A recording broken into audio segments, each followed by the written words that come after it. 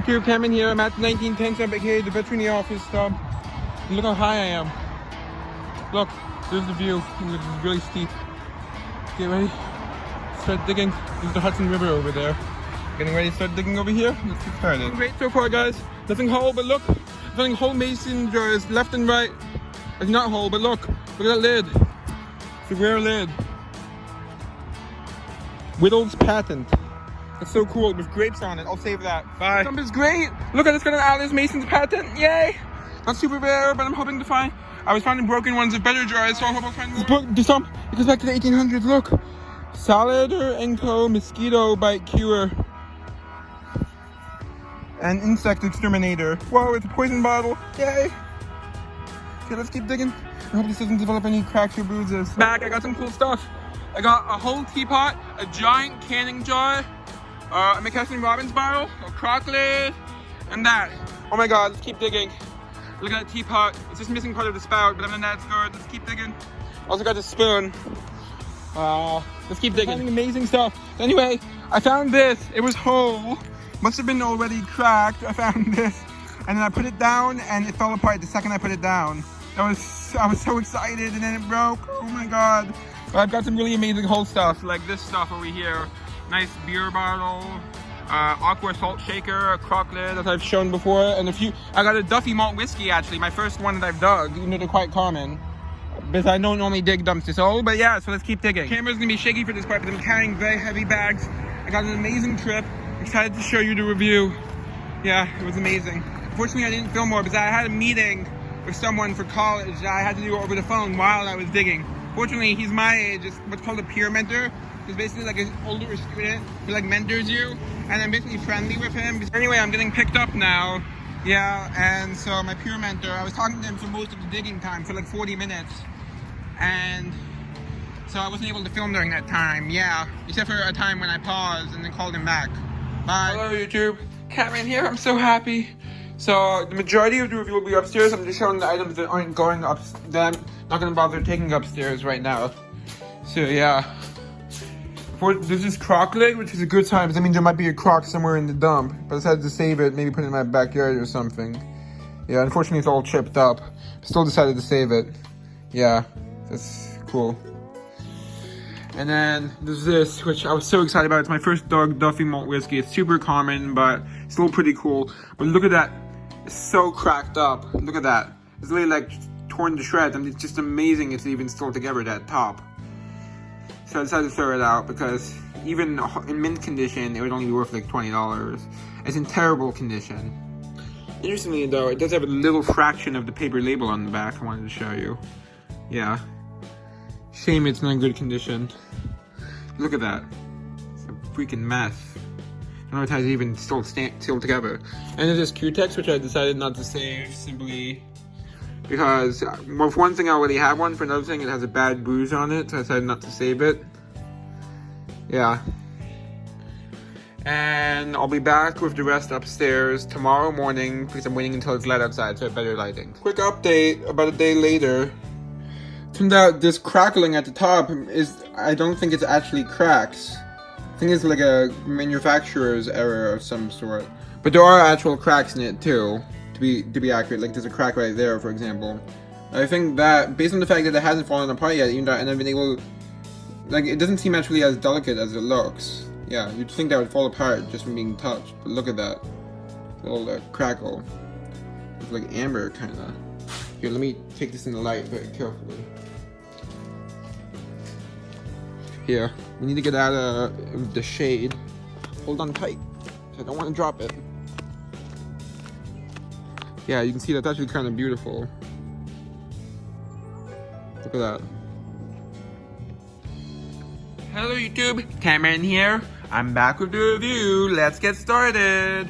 First, there's this spoon, pretty ornate. It's from the Niagara Falls Silver Co. It is silver plated though, for sure. Yeah. And there's the two halves, they go together, of old like celluloid tortoiseshell comb. Pretty neat.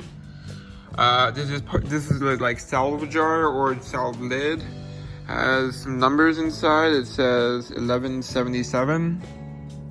Unfortunately, no brand name. Then there's this little milk glass jar. It says on the bottom, Millennium Food Co. Boston. Yeah, I'm not sure if I'm gonna keep that. Probably not, but I'll save it. And there's this like old radio tube. It's RCA, it says on the top, and you can see here that there's lettering. Focus, but I can't tell what it says. Then there's this old. This was from like an 1858 Mason, but it was broken, unfortunately. It's one of those boards improved lids, so I save those for like when I get a hole jar, so I can have a lid from the correct time period. I have a whole box of like lids to save. Then there's this like packing jar for like meat or something, and you can see it has a bit of the paper label, which I tried to save. It says ONDBACK back something, and you can see the label. Let me know if you recognize it. Yeah. Neat. It also says Chicago, Illinois. And there's a patent on the bottom, and there's multiple patents, actually. But I use clear spray paint to preserve the label. It's a really good method for it. You have to wait until it dries out. And you have to, when you're washing, you can't touch the label, other than maybe very gently to get a bit of dirt off. Like, you can't rub it. Don't rub it even slightly. Just tap it with your finger. Literally, if you want to. That's as much as you can do to get dirt off. But I clean all around the rest of it, though. Yeah, it's nice.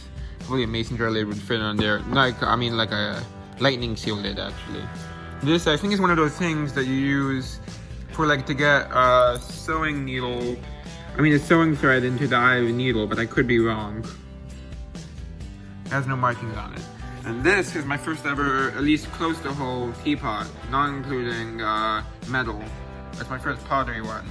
Unfortunately, it's missing part of the spout, but other than that, it's in good condition. You can see there's a really nice glaze color.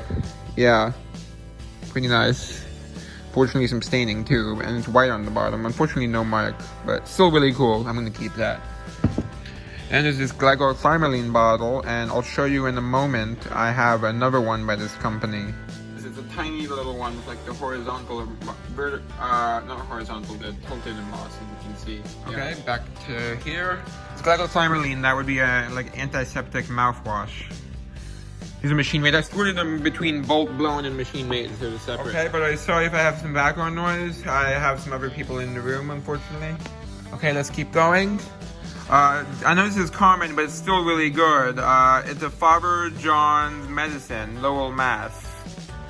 Still pretty cool, even though it's common. This is machine made, as I said, but these are like early machine made. Yeah, so that's nice. First one of those I've dug, at least whole that is. Then this is unusual, which is, it's like 1920s or so. So it has an Owens mark, which would be 1919 to 1929. So yeah, and so this is McKesson and Robbins, as I said, but it says McKay and R. So yeah, but it's earlier in the 1920s. I know it has some bubbles in it.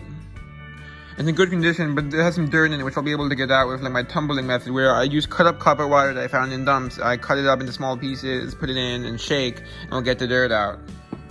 Okay, yeah. This, unfortunately, it has a hole in it, but I decided I'm probably going to keep it anyway. It's onion salt. Yeah, that's pretty cool. Yeah, but look at the design. It's a really cool design. Here, this side is the side I would display it from. Onion salt. Originally, I thought it said Union salt, which would be cooler, but still pretty cool. And I couldn't find any online.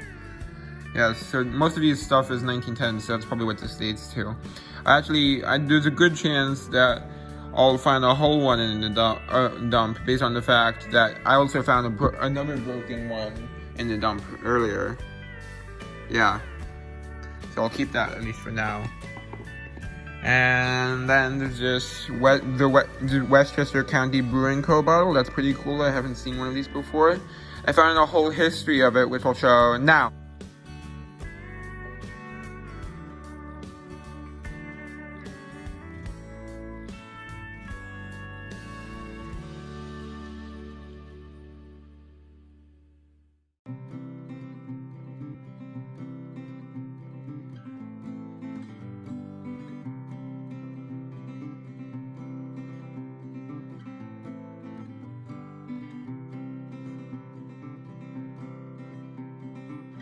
Yep, pretty cool. This is from Mount Vernon, New York.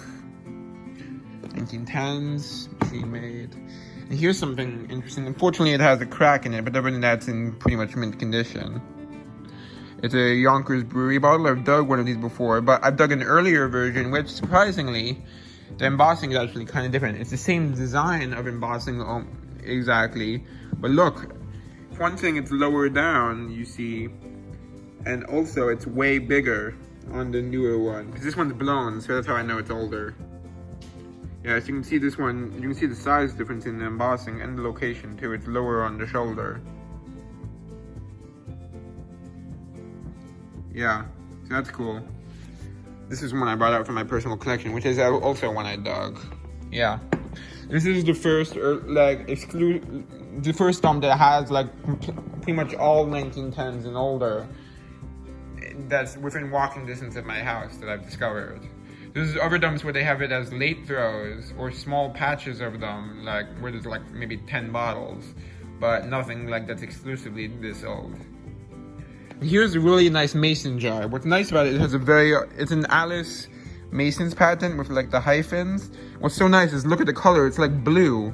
This is not like cobalt, but actually is it? It's not cobalt, but it's like a blue color as you can see. That's really cool. Literally like blue. I don't know what color this would be defined as though.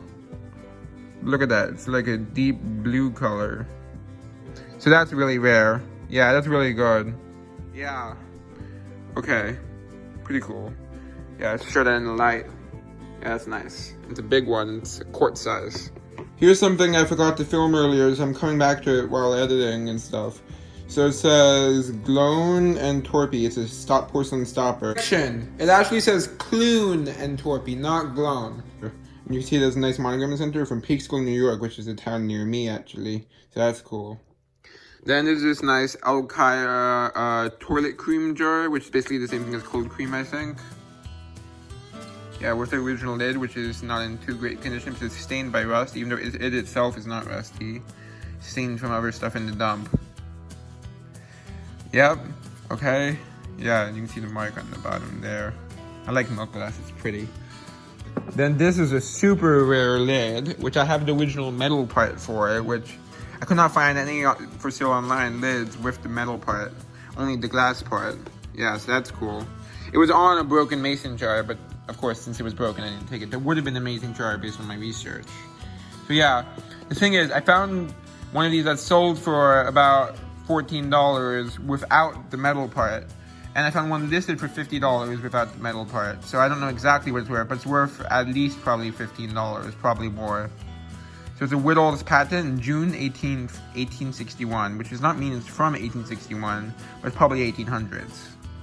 You can see it has a really cool embossing of like grapes with leaves and stuff. Yeah. So that's really cool. Beautiful. Yeah. Okay, next. There's this really unusual salt shaker, which it has the original lid. It's a ground glass lip, but it's machine made. And unusual is that not only is it aqua, but look at this like bulb like thing near the top. That's unusual, from what I know. Yeah, wonder why it's like that. And it has, weirdly, the lid is like celluloid, which I've never seen before. I didn't really clean out the inside because I was afraid to damage it. I was waiting to put it back on so I could show it that it's a ground glass lip, as you can see. Yeah, so that's cool. Yeah, really happy about that. I have an unfortunate quick update. When it dried, the lid warped, so it didn't fit back on the bottle. So when I tried to get it back on, it kind of broke. So yeah, but I'm still gonna keep it, of course. Yeah, so it kind of broke when I tried to get the lid back on because it warped when it was off. Now in the future, if I find something like this again, then I will just leave the lid on. The only issue is it was dirty inside. You probably can't see it, but there's a patent, as you can, but there's a patent in there from 1904. Unfortunately, it doesn't have the patent number, just the date. But yeah, that's pretty cool. Patent from 1904. Here's something really cool. It does have a crack on the back, but other than that, it's in good condition. Look, Carbona Products Co. Carbona, it says. That would be a cleaning fluid.